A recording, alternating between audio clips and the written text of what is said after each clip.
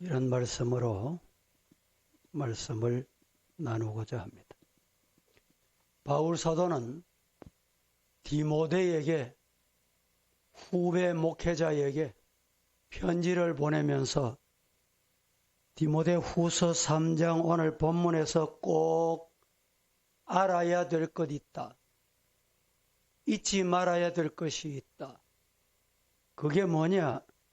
말세가 되면 주님 재림의 때가 가까우면 세상에 종말이 오면 고통의 때가 온다. 이렇게 말씀을 했습니다. 여기에 고통하는 때는 어떤 고통으로 나타나느냐? 사람들이 자기를 사랑하며, 곰곰이 한번 생각해 보세요. 자기가 자기를 사랑하는 게 왜 고통이에요? 이 말씀을 직역하면 나밖에 모른다. 자신만 사랑한다 이 말입니다.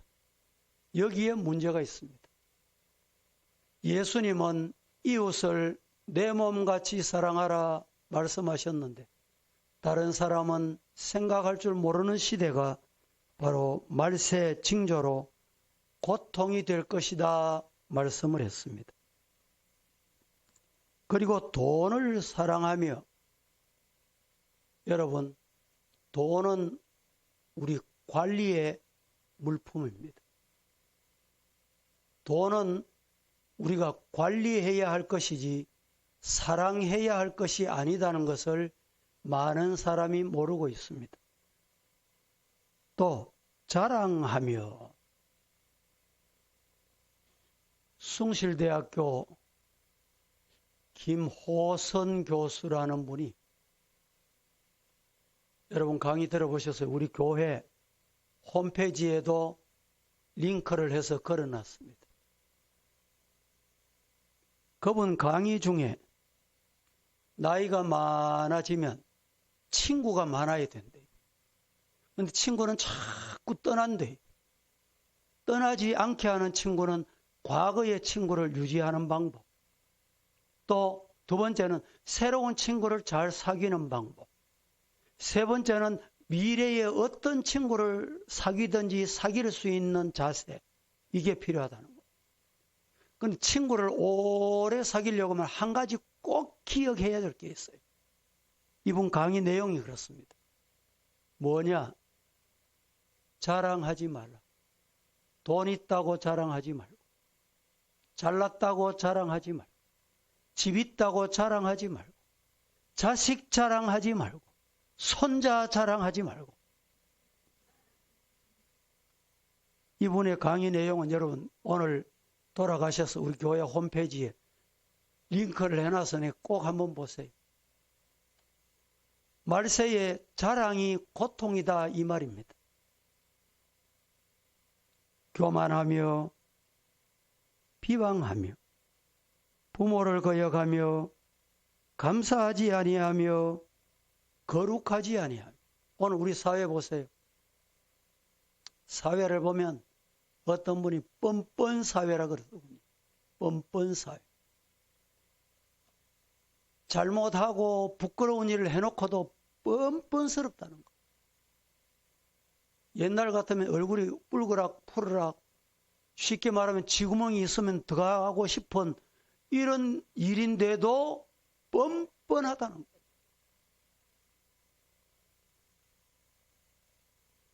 거룩한 것을 싫어합니다. 거룩하지 않습니다.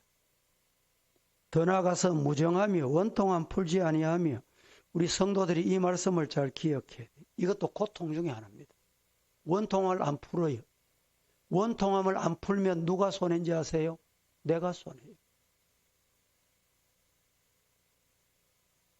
모함하며, 있는 것만 얘기해도 부족하고 있는 것만 얘기해도 여러분 다 못할 텐데 모함해요.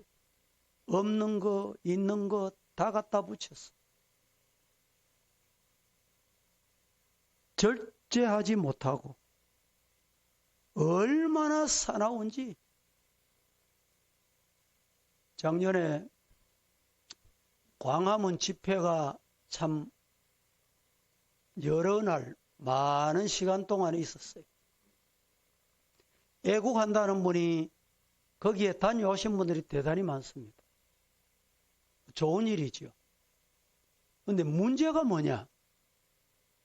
거기 갔다 오면 사나워져요, 사람이. 이 잘못된 거 아닐까요? 사나우며 선한 것을 좋아하지 아니하며 배신하고 조급하고 자만하며 쾌락을 사랑하기를 하나님 사랑하는 것보다 더한다. 쾌락. 여러분, 가정을 해체하고 건전한 성윤리와 도덕을 파괴하고 종교와 표현의 자유를 억압하게 하는 나쁜 포괄적 차별금지법, 평등법이라고도 합니다. 이 차별금지법을 왜 우리 기독교가 반대하는가? 보수나 우리 기독교는 반대를 잘 할 줄 모르는 특징이 있습니다.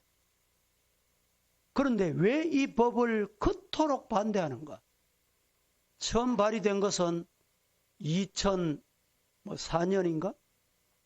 지금부터 16년 전에 처음 발의가 됐는데 국회가 새롭게 열 때마다 발의하는 거예요. 계속 발의하는 거예요. 그럴 때마다 법을 보완해가지고 21대 국회가 시작이 되고 6월 29일 정의당 정혜영 외에 9명 발의로 국가인권위원회 비롯해서 동성애자 인권단체와 진보단체 및 정당 등에서 지지하여 입법 절차를 추진하고 있는 포괄적 차별금지법은 성경과 우리나라 헌법이 규정하고 있는 남녀의 성 이외에 또 다른 성이 있음을 전제로 동성애와 그 외에 분류할 수 없는 수많은 성별 정체성을 인정하게 하여 우리 사회가 지켜온 보편적 가치와 도덕적 규범과 윤리와 정의 개념에 반하는 반사회적이고 반윤리적이며 비도덕적인 방향으로 흐르게 할 독소조항이 포함되어 있기 때문에 우리 기독교가 반대하는 것입니다.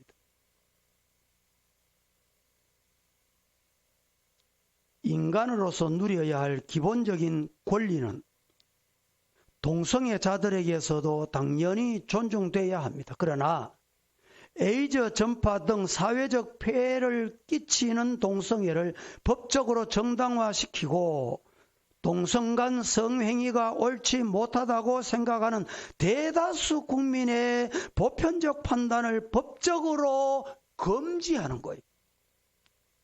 그리고 처벌하려는 차별금지법은 자유를 존중하는 민주시민을 기만하는 독소적 발상에 근거한 것이기 때문이라는 것입니다.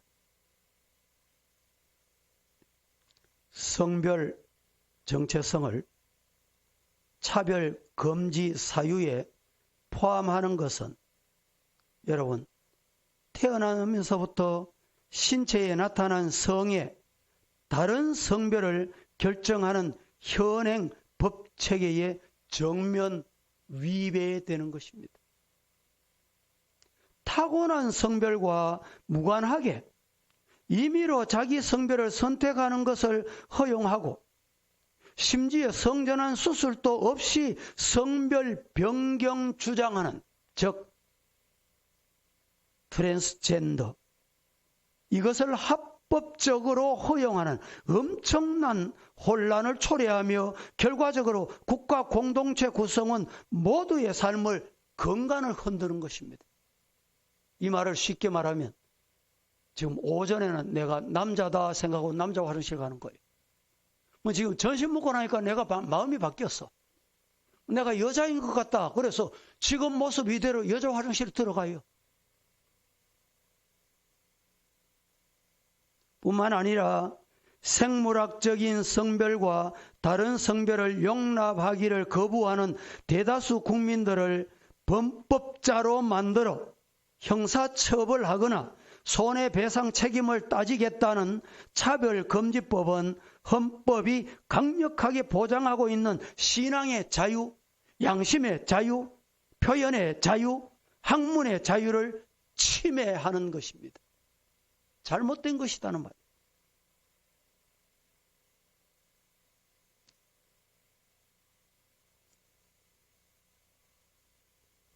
포괄적 차별금지법은 위험성은 특정 종교나 동성애 찬반의 문제로만 한정해서 접근해서는 안 된다는 것이 법 전문가의 조언들입니다. 입법이 불필요하다, 필요하지 않다, 부당함과 반대의 논거로 지적해야 할 핵심 문제가 몇 가지가 있습니다. 간단하게 제가 한번 소개해 볼게요. 첫째는 상위법인 헌법과 충돌하여 위헌 소지가 충분히 존재하는데 국민의 기본권인 표현, 학문, 종교의 자유와 행복 추구권을 억압하고 제한하는 위헌적 법으로서 법파괴법, 역차별법, 부자유법, 사회파괴법이 될 수 있다는데 문제가 적지 않다라는 것입니다.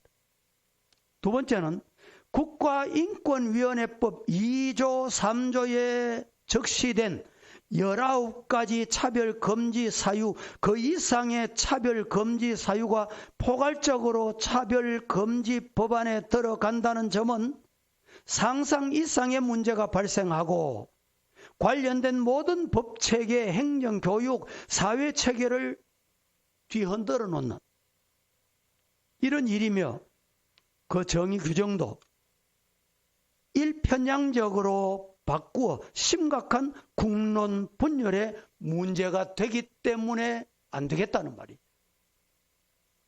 세 번째는 전 국민이 19가지, 거기에서 추가하면 23가지 이상의 차별 금지 사유 가운데 어떤 것이든 위반하여 불이익을 주면 가해자가 되고 구제 조치인 시행조치, 혐오 표현 구제, 형사처벌, 손해배상, 징벌적 벌금. 이 징벌적 벌금이 뭐냐고 제가 물어봤더니 민사로 한 번 잘못했다 벌금 1,000만 원 끝나는 게 아니고 또 내 정신적으로 피해를 입었다 또 1,000만 원 또 받고. 제가 설교를 했잖아요. 여러분들이 다 들었잖아요. 그런데 이 중에 한 사람이 우리 성도들도 다 듣고 거기 이의 없었다. 모두에게 상대를 해서 소송을 하는 거예요. 그러면 교회 다 팔아도 해결 못합니다.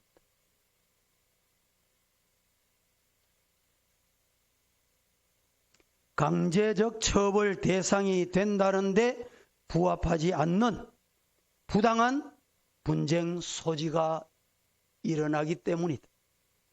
네 번째, 차별 금지 적용은 어디에다 하느냐?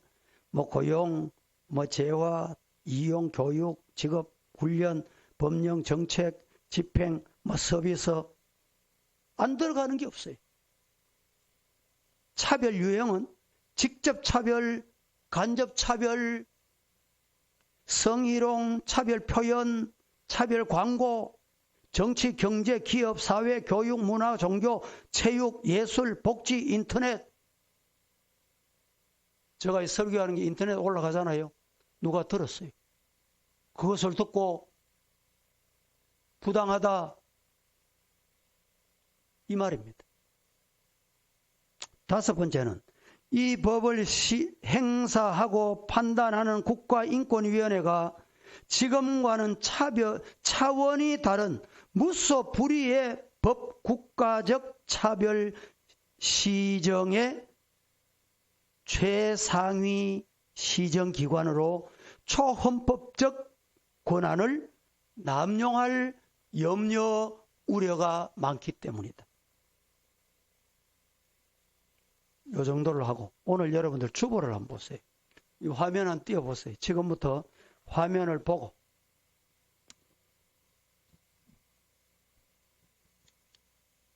예.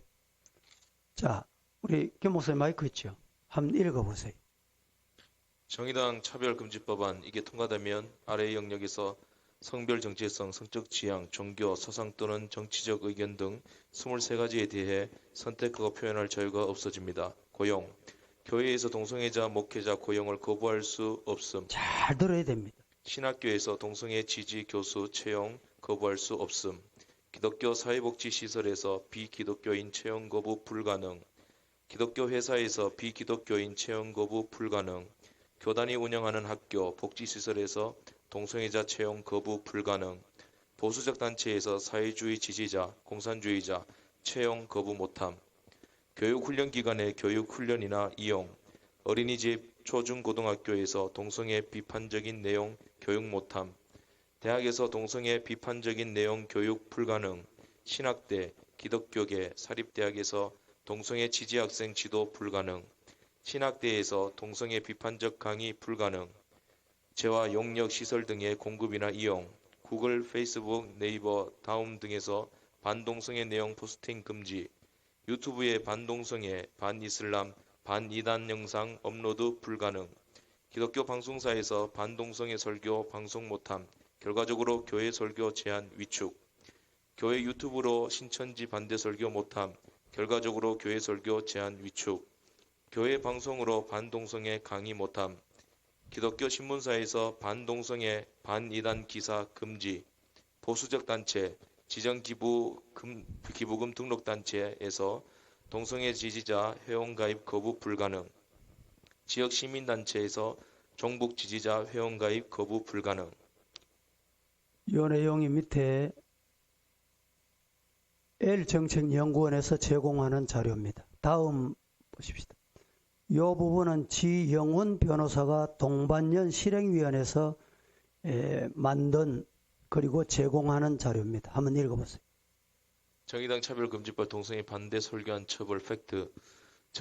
정의당한 제3조 제4호에도 혐오 표현, 괴롭힘 등을 차별로 보는 규정이 있다. 정신적 고통을 주는 행위 제3조 제4호가 이에 해당한다. 그 외 분리, 구별하는 것도 차별로 본다. 제3조 제5호. 2. 목사의 설교는 교회 밖, 학교, 병원, 군대, 방송과 유튜브를 통해서도 반복된다. 설교를 통해 동성애와 이성애를 분리, 구별하는 것도 차별에 해당할 수 있다. 설교가 차별 행위에 해당하면 법적 처벌이 따른다. 3. 처벌의 사전적 의미는 1. 형벌에 처함. 2. 위법 행위에 대하여 고통을 줌이다. 법칙에는 형벌 외에 질서벌이 있으므로 법적 처벌은 형사처벌만을 의미하지 않는다. 이행강제금은 집행벌이다. 4. 처벌에는 형벌 외에 징계법도 있다. 직장에서 해고되고 퇴직금을 박탈당하는 징계벌. 2. 벌금 1천만 원의 형벌보다 중한 고통에 해당한다. 5. 차별금지법안에는 형벌 외에도 집행벌, 이행강제금, 징벌적 손해배상을 규정하고 있다. 징벌적 손해배상도 위법 행위에 대하여 주는 고통으로 처벌의 사전적 의미에 포함된다. 6. 방송을 통해 목사의 설교를 들은 100명 또는 1000명 이상이 공동으로 각 500만 원씩 손해배상, 그것도 2배 이상 5배 이하의 징벌적 손해배상의 고통을 주는 것도 가능하다. 다음 영상을 보십시오. 다음 그래프 요건 최근에 CTS 방송에서 동성애법의 부당함을 알리는 조영길 변호사에서 제공하는 자료입니다. 이것도 한번 낭독해 보세요. 동성애 반대 설교는 법 위반 법 3조이 되어 민사처벌인 무제한 손해배상, 행정처벌인 이행강제금이 부과된다. 피해 제보자에 대한 불이익은 형사처벌된다. 2. 동성결혼 주례 거부하면 법위반이 되어 위 1항과 동일한 법적 책임진다. 3. 회사에서의 동성애 반대 대화에 대해 사용자가 법위반 책임을 면하기 위해 징계 회부한 해외 사례가 발생할 수 있다. 4. 가정에서의 동성애 반대, 트랜스젠더 반대 훈육에 대해 양육권을 박탈하는 해외 사례를 만들어 내는 법과 제도를 도입하게 할 수 있다. 5. 법 제정 후 형사처벌을 피해 제보자 불이익뿐만 아니라 단순 법 위반자 모두를 대상으로 확대하는 법 개정을 할 경우 반대 설교자 체포 구금, 주례 거부자 형사처벌 협박, 징계 사례, 해외 실제 사례가 국내에서 발생할 수 있다. 6. 동성애 반대 행위에 적용되는 차별금지법 위반의 무서운 법적 제재, 처벌, 손해배상, 책임 부과 위험은 국내에서도 해외에서도 명백한 팩트이다. 위험을 흐리는 잘못된 주장들이 가짜다. 예, 다음 보십시다. 요 내용은 화면이 좀 복잡죠. 잘 안 보이시죠? 예, 지나가겠습니다. 다음. 정의당에서 발의한 사람들의 얼굴입니다. 다음.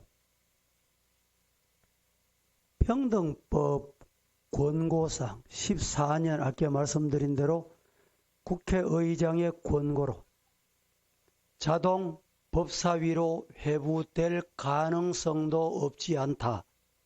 그러나 의원 10명 이상 동의가 있어야 되는데 이 의원 10명 중에 발의한 사람이 2사람에서 3사람이 취소를 하면 이 발의법 자체가 거부가 돼요. 그래서 국회의원 한 사람이 중요한 겁니다. 다음. 이 자료도 역시 국가인권위원회 여러 가지 우리 기독교 단체들이 준비한 중요한 자료입니다. 이낙연 전 총리가 차별금지법 원칙적으로 동의한다라고 7월 7일 날. 다음. 이상민 의원 여러분 아시죠? 성적 지향 포함해서 평등법은 만들어야 된다고 주장하는 사람이 언제 주장했냐? 지난 9일에. 다음. 인권위원회 인권기본법안을 임기 내에 수정해서 만들겠다라는 것입니다. 다음. 대통령 개헌 의지를 재확인했습니다. 5월 15일에. 국회의장도 내년까지 개헌 적기다 이렇게 표현을 했습니다. 그래서 이 개헌이 중요한데 이 개헌 때 다 포함시킬 가능성도 충분히 있다 이 말입니다. 다음.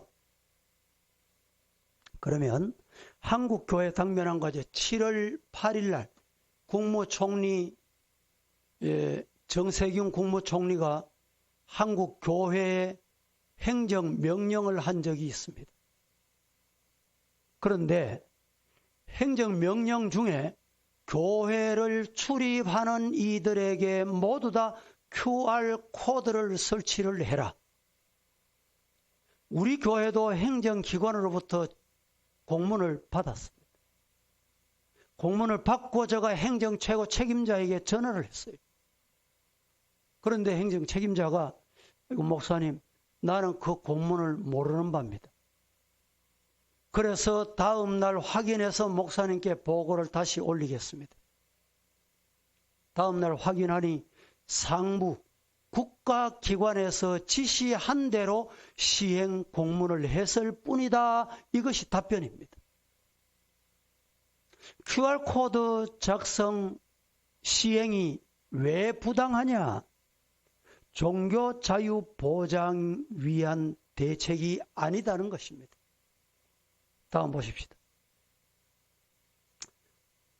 국무총리가 정규 예배 이외에 교회 내 소모임을 금지시켰어요. 여러분, 확진자 절반이 교회의 소모임으로 발생했다. 위반 시 벌금을 300만 원 물겠다. 여기에 교회 책임. 종사자는 음식 제공 및 단체 식사를 검해주고 출입자 정상 확인하고 유정상자 출입을 제한하고 종교 행사 전후에 시설을 소독하고 예배 시에 찬송을 자제하고 통성 기도 등 큰 소리를 하지 말고 노래는 부르지 말고 예배를 드리거라. 시설 내 음식을 섭취 금지해라. 마스크 착용, 거리 두기를 해라. 물론 이 예방수칙 중에 우리가 이미 다 하고 있는 내용들인 경우도 있습니다. 다음 보십시다. 정부의 교회 정규 예배 이외에 행사 금지 취소해 주세요. 청와대 청원 내용 중에 29만 명이 아마 이 자료를 제가 전달받을 때 29만 명이 동의했던 내용입니다. 다음. 일부 지자체 여러분들도 보셨을 거예요. 만약에 교회에서 전심 식사를 하거나 소모임을 하는 걸 보거든 신고를 해다오. 신고하면 뭐 하겠다? 포상을 주겠다는 거예요.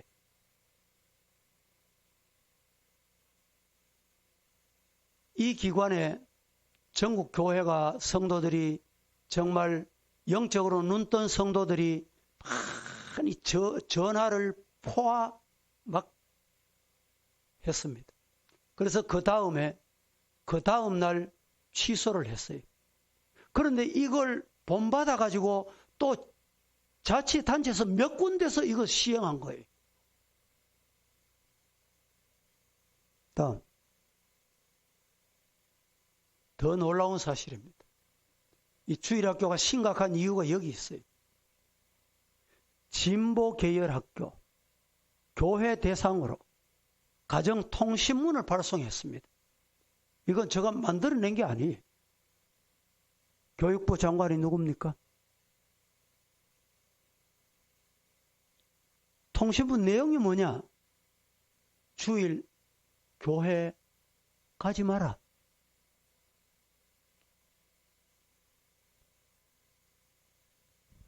다음 보겠습니다. 정부 교회 소모임 금지 해제를 검토하고 있다. 그래서 지난 금요일 오후 6시부로 해제를 하긴 했습니다. QR코드 관련 그 다음 보십시다. 총리 확진자 근거 자료 요구에 대외비다. 교회 확진자 자료 근거 내놔봐라 이랬더니 이건 대외비기 때문에 안 보여준다는 거예요. 그게 대외비입니까? 세상이 다 알려진 건데. 그래서 우리 한국교회협의회 공동대표 세 사람이 찾아갔습니다. 찾아가서 교회가 감염자냐 통계 좀 보자 이랬더니 대외비기 때문에 보여줄 수 없다는 답변이었어요. 다음 보십시오. 총리의 교회 예배 금지 판단 착오 자료, 요건 그냥 지나가겠습니다. 참고로. 교회 확진자 현황과 비율도 우리가 다 아는 사실이 지나가겠습니다. 코로나19 교회 관련 누적 확진자 현황, 이것도 참고하십시오. 지나가십시오. 정 총리 교회 감염, 소모임과 행사 원인 발표하지만 사실과 전혀 다른 것을 발표했다는 것은 이 통계로 입증시켜주고 있어요. 다음. 중요한 건 교회가 QR코드 사용 의무화해라. 그런데 왜 교회에서 거부하느냐? 행정명령을 하면 교회도 따르면 될 게 아니냐? 여러분, 말은 쉽게 하지만 아시고 말을 해야 돼요. 이 QR코드를 설치하면, 자, 이건 지나가겠습니다. 다음.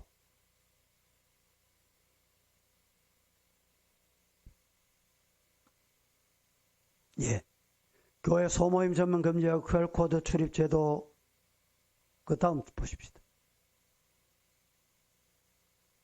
자, QR코드를 의무화하는데 첫째, 설치 및 안내 7월 31일까지 완료해라. 우리 교회도 그런 공문을 직접 받았어요. 두 번째 단계는 뭐냐? 시행명령을 권고하고, 설치하지 않았을 때 시행명령을 권고하고 미설치를 하게 되면 그 해당 교회에 300만 원 벌금을 내립니다. 목사님들이 다 모여서 교단마다, 교회마다, 지역마다 벌금을 내도 우리 QR코드 설치를 못하겠다. 드디어는 벌금을 안 내는데, 안 내고 내가 잡혀가서 오게 가도 나는 못하겠다. 목사님들이 이유가 뭘까요? 3단계로 금지 명령을 어기면 고발해서 필요시에 교회 문을 폐쇄하겠다.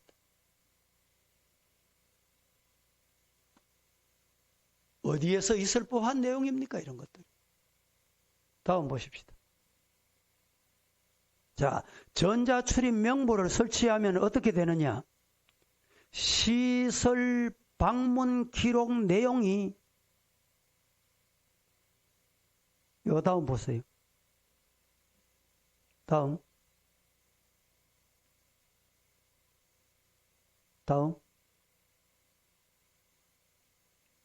앞으로 한번 보세요. 다시. 됐습니다. QR코드는 여러분 휴대폰을 다 가지고 계시는데, 휴대폰에 여러분들이 뭐 쇼핑을 가거나 백화점을 가거나 또 학교를 가거나 거기는 설치를 해도 좋고 편리할 수 있어요. 여러분 병원에 가면, 자, 당신이 몇 날, 며칠, 몇 시에 예약이 됐습니다. 미리 SOS를 줍니다. SOS를 받아가지고 내 신분을 입력하면 들어갈 때 그것을 갖다 대면 통과하는 게 QR코드라는 겁니다. 그런 데는 아무 관계가 없어요. 교회는 국가기관에서 통제하는 기관이 아닙니다. 우리 성도들이 이 QR코드를 작성하면 두 곳으로 전송이 돼요. 하나는 그 기관으로 전송이 되고, 또 다른 하나는 발급기관으로, 하나는 정부로 전송이 되게 돼 있어요. 그래서 이 전송이 되면 어떻게 되느냐? 공무원이나 교직자나 뭐 공공기관이나 있는 사람들은 통제를 합니다. 당신 교회 갔지? 교회 가지 마시오. 그래서 내가 몇 시에 교회 출입을 하고 몇 시에 퇴소를 하고, 이게 다 가만히 앉아서 보고가 되는 거예요. 여러분, 우리 교회를 정부에서 월급을 주거나 교회를 지어주거나 교회를 어떻게 한 적이 있어요? 교회를 이렇게 통제할 수는 없습니다. 그래서 QR코드를 반대하는 거예요. 또 한 가지 QR코드 방법이 있습니다. 우리가 아래 한글 프로그램을 도입해서 사용합니다. 이 프로그램은 우리 교회만 설치해서 우리가 사용하는 컴퓨터 안에만 저장이 되는 거예요. 이 QR코드를 작성할 수도 있습니다. 그런데 이걸 제가 확인하고 몇 곳에 확인해 보니까 한 교회마다 설치하려고 하면 약 몇백만 원에서 1,000만 원이 넘는 경비가 여기 투자가 돼요. 교회, 소교회, 개척교회, 작은 교회는 꿈도 못 꾸는 일이에요. 이런 일 때문에 교회가 QR코드 설치를 반대하는 거예요. 여러분, 우리는 정말 종말의 때를 살아가고 있습니다. 저는 분명히 믿기는 심은 대로 거둬요. 지금 우리가 심어놓은 걸 지금 우리가 거두고 있어요. 뭐 어느 당이 잘한다, 어느 당이 못한다는 말이 아닙니다. 나는 어느 당을 지지한다, 어느 당을 지지 안 한다는 말이 아니에요. 우리 교회가 분명한 것은 성경 말씀은 진리다. 어떤 어려움이었어도 말씀 따라간다. 이것이에요. 여러분, 만약에 해자가 돼서 다행입니다만 우리 교회가 QR코드 명을 어기고 처치를 안 해서 남 목사 자신에게 당신이 지도부의 대표자니까 벌금을 부과매깁니다. 여러분 같으면 남 목사를 어떻게 하겠어요? 아이고, 목사가 벌금 내지 왜 안 내노? 왜 어겼노? 이럴 뿐이 혹이라도 저는 없다고 믿습니다. 지금은 말세 종말의 때가 분명합니다. 다음 넘겨보세요. 다 넘어갔습니까? 요게 QR코드 모습이. 예, 다음. QR코드 사용의 문제점이 뭐냐? 제가 말씀드린 내용을 여기 요약해 놓았습니다. 다음에 여러분들이 화면을 보시고 인터넷 통해서 한번 참고하시면 좋겠습니다. 다음. QR코드 사용의 문제점. 정보 수집 정도 알 수 없다. 공직선거법에서 문제점이 제기됐다. 주민 감시 수단으로 이용할 가능성이 충분하다. 이게 문제다 이 말입니다. 다음. 이 내용도 중국 건강코드 또 하나의 주민 감시 수단으로 사용하고 있다는 것은 정말 유의해야 될 내용입니다. 다음. 예. 벌금 부과와 강제, 형평성 미고려, 종교의 자유 침해. 다음. 현 조직 연대 및 활성화, 이건 지나갑니다. 생략하겠습니다. 정말 어려운 시대에 우리가 복음을 받았으니 빚진 자로서 우리의 신앙의 선배 초대교회나 우리 한국의 초창기에 복음이 들어왔을 때 정말 순교적 각오로 오늘 우리 한국교회를 이어왔습니다. 우리들에게도 이 순교의 신앙, 하나님이 기뻐하시는 자리까지 나갈 수 있기를 주님 이름으로 간절히 축복합니다. 기도하겠습니다. 하나님, 오늘도 저희들 거룩한 주일에 말세에 고통하는 때가 온다고 했는데 이 고통한 때 우리 성도들이 말씀으로 성령 충만으로 이겨서 하나님께 영광 돌려드리게 하옵소서. 예수님의 이름으로 기도합니다. 아멘.